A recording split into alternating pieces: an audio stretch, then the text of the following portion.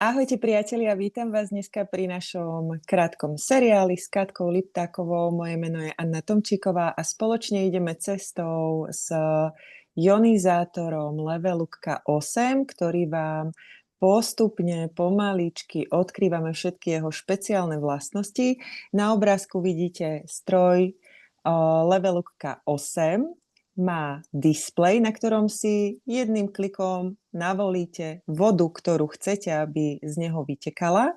A dneska sa budeme špeciálne venovať jednej vode a bude to 11,5 silne zásaditá voda. Viacej o tom nám už povie Katka. Katka, ja ťa vítam. Ahojte, ahoj Anička, ďakujem veľmi pekne. Takže dnešná téma je 11,5 pH voda, ktorá je veľmi silne zásaditá voda a má veľmi špecifické účinky.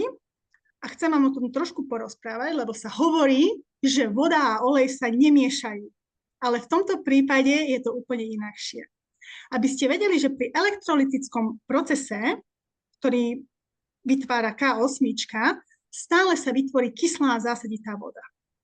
A my máme taký špeciálny solný roztok, ktorý nám dokáže vytvoriť ešte silnejšiu vodu, a to je tá 11,5. A prečo je taká špecifická? Lebo má strašne veľa hydroxylových jónov, ktoré narúšajú väzby v olejoch a v tukoch. A normálne, že znižujú povrchové napätie vody. Takže toto, čo to robí v praxi? Emulguje oleje, odstraňuje pesticídy, herbicídy na báze ropy, olejov, insekticídy z ovocia a zeleniny. A poďme sa porozprávať, že ako to ja, Anička a všetci môžeme doma používať. Dobre? Takže napríklad na potravinách. Namáčame mäso, ryby, zeleninu, ovocie, strukoviny a rýžu do tejto vody. 11,5. Čo to urobí? Vôjde veľmi silno dnuka hlboko do štruktúry a začne uvoľňovať štruktúru potravín. Áno? Keď sú tam oleje, vyplavy oleje, hej, pesticídy, herbicídy, všetko, čo som povedala, takže s touto vodou my čistíme potraviny. By ste boli veľmi prekvapení, aká farba vody zostáva po takomto použití, áno? Lebo tým, že vôjde do štruktúry, uvoľní aj farbu, uvoľní, čo sa tam drží. A z povrchu je to hlavne olej, áno? A postreky. Takže napríklad pri mese nám uvoľní to mäsko. To mäsko je viacej stráviteľnejšie, tá štruktúra sa zmäkčí. Je to veľmi zaujímavé, lebo veľa ľudí mi povie, nikdy nenamáčaj mäso. Áno, nikdy nenamáčaj mäso do vody, z vodovodu, ani žiadnu zeleninu a ovocie, lebo potraviny do pár sekúnd nasiaknú chlór do seba, potom my ho konzumujeme. Áno? Takže pri potravinách používame takúto silnú vodu. Áno? A ďalej na čistenie napríklad. Keďže je veľmi silný emulgátor, vieme masnotu v kuchyni čistiť, vašu rúru, šporák, vaše deti, keď sa zakickajú, ja neviem, nejakými olejovými potravinami, to všetko viete, to veľmi silne zásaditou vodou vyčistiť. Napríklad je tak zásaditá, že môžete ňou prať. Čiže môžete dať 1-2 litre tejto zásaditej vody do práčky a nemusíte používať žiadne chemické čistiace prášky. Takže to je veľmi zaujímavé. A potom tu mám napísané, a to si prečítam, lebo môžete nahradiť aj domácu lekárničku. Takže toto napríklad pri detičkách je veľmi užitočné. Napríklad uvoľní másnotu v oku, opuchnuté oči. Áno.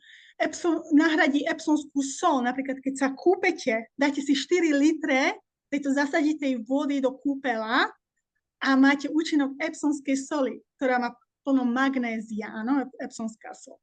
Je to úžasné na nočný spánok, uvoľní melatonín, takže predtým, ako ideme spínkať, napijeme sa tejto úžasnej vody a sa veľmi dobre spí. Takisto to má migrény,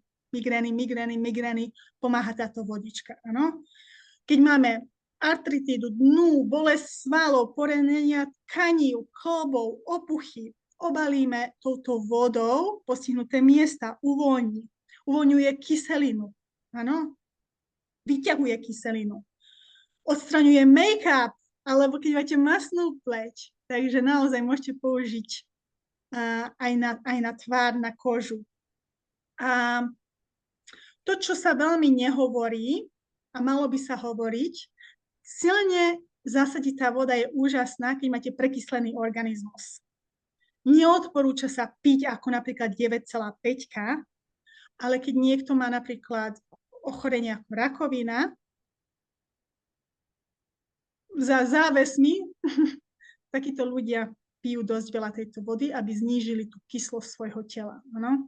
Takže toto sa oficiálne neodporúča, ale sa s vami o to delím. Keď máme pálenie záhy, poruchy trávenia, otravu jedlom, žalúdočná chrípka, táto voda je úžasná na všetky tieto veci. Takže naozaj môžete mať nahradenú chémiu 1,5 vodou. A máme tu Aničku, ktorej sa veľmi rada opýtam. Anička, čo ty máš najradšej a ako najviacej používaš túto vodu v tvojej praktickej domácnosti? Tak, ja konkrétne používam túto vodu v domácnosti na umývanie podláh. Je úplne perfektná, proste nešmýka sa potom, to je veľmi dôležité, keďže mám malé dieťatko.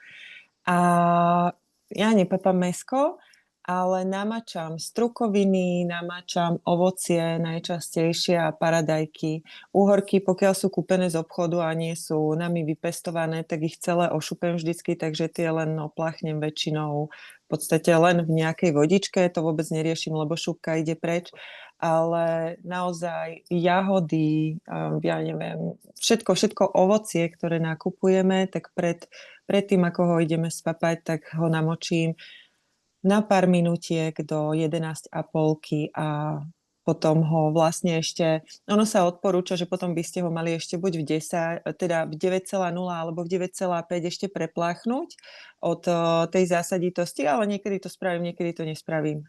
A nič sa nedeje. Hlavne, že tú farbu tej vody môžem spláchnuť do umývadla. Nejde núka do nášho tela však. Keď vidíme, čo z toho vyjde, tak som veľmi rada, že to nemusí skončiť v mojom tele. Presne tak. Takže tu môžete vidieť, že tento náš stroj vyrába všelijaké typy vody a toto bola len jedna z nich, o ktorú sme sa podelili, 11,5.